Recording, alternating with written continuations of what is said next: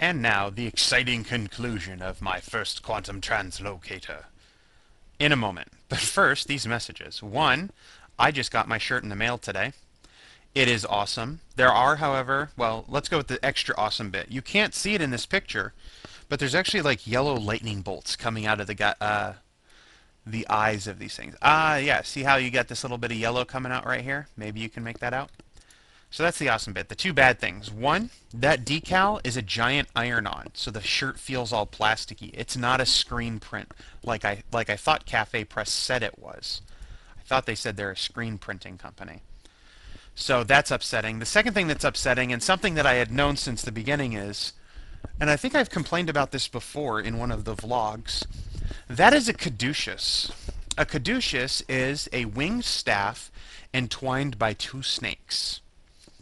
The caduceus is the symbol of Hermes, who is a god. He's a messenger god, but he's also the god of commerce. It is not the medical symbol. The medical symbol is the rod of Asclepius. It's a staff, no wings, and one snake. If you go to the AMA, the American Medical Association's website, their symbol is a staff and a one snake. That is the symbol for medicine. But, I mean, this shirt's badass. Everybody who saw it today is like, oh, that's badass. Where can I get one of those? Someone in my comments asked me where they can get one of those. I can't leave links on YouTube. Every time I try to post with a link, it never works. So just go to Cafe Press, search for pharmacist, and for me at least, it was on the first page of results. Otherwise, just page through a couple pages. You can't miss this. Second, Tioman sent me this. And he believes, and this is why people wear lab coats, to feel science-y, to hide the fact you're wearing the same clothes as yesterday, surprise sponsor or safety inspector visit, or it's too cold in the lab. He thinks that I'm wearing that to feel science-y, but actually it's to hide the fact that I'm wearing the same clothes as yesterday. Which, as gross as it sounds, is kind of true. I wear the same shirt 2 days, because all I do when I get dressed up in my clothes and go to school is sit in a chair for 4 hours, and then I come home and I hang my shirt up, and then I wear the shirt again. It's gross, but I have an undershirt, so blah. Okay, I've wasted enough time. Whoa, hey, that was ad kit. We're going to forget about that. You didn't see that. Okay, so let's go finish my quantum translocator. My first quantum translocator. We don't know if there maybe are future translocators in our future. That was dumb.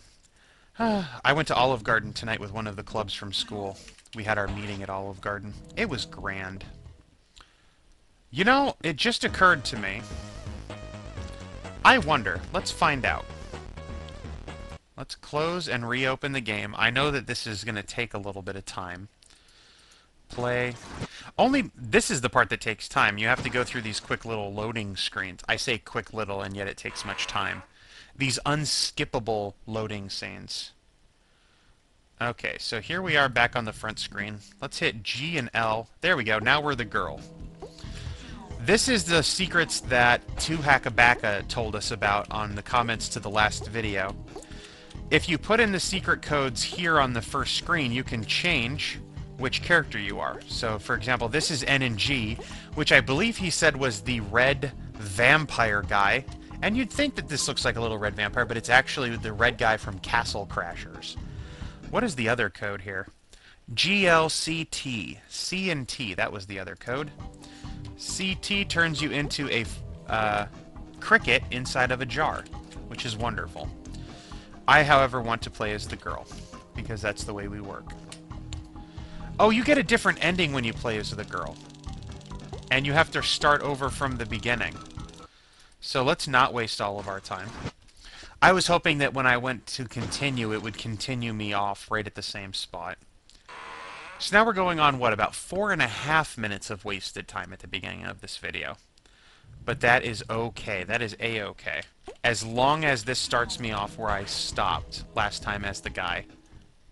Yes, it did. This is good.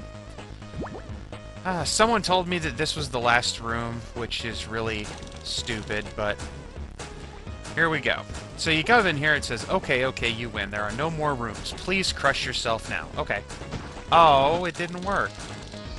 Ah. Ah.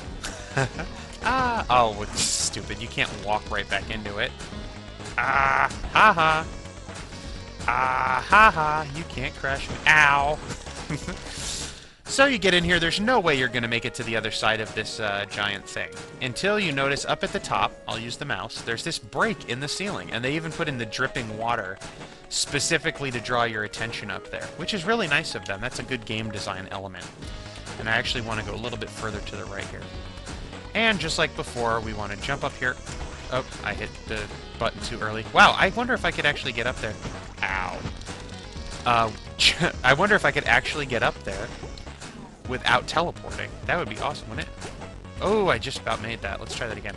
Ah! That's cool.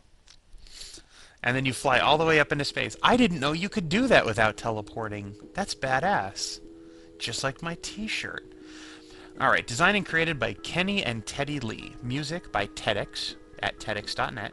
Thanks for playing Cellar Door Games, sponsored by Newgrounds. Are you sure you're not missing something? What could we possibly have missed? Well, as you saw when we were flying up, there were quite a few little... Whoa, there we go. Like right here. So we can go ahead and leave a shadow there by hitting W. Then, spacebar teleports us right back. And now we're up here. Isn't that awesome? I, of course, have finished the game since the last recording, so technically this segment is not blind. But I will tell you, it took me my second try in that room to do this. The first time I went all the way up to the top, and I'm like, hey, there was that place down there. And then it said, are you sure you didn't miss anything? And then I'm like, oh, so I should teleport back over to here, right? And right here... Oh, this isn't it quite yet.